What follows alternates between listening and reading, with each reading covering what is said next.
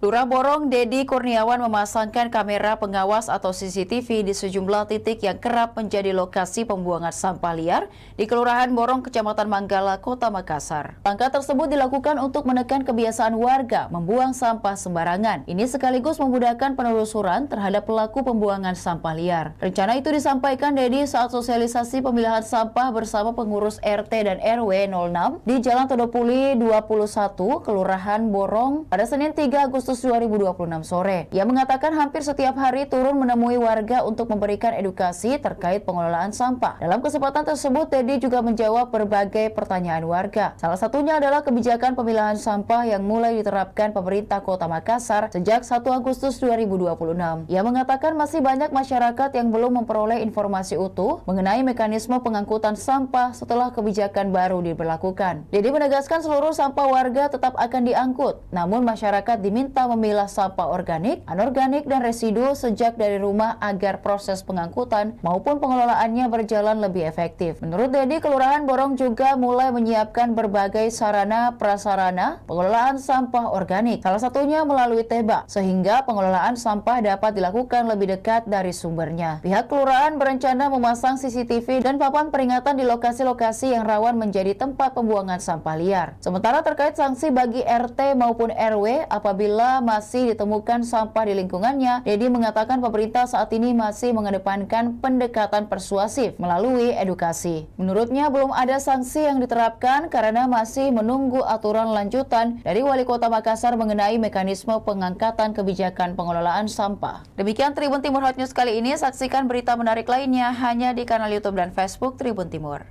Download Tribun X sekarang, menghadirkan lokal menjadi Indonesia.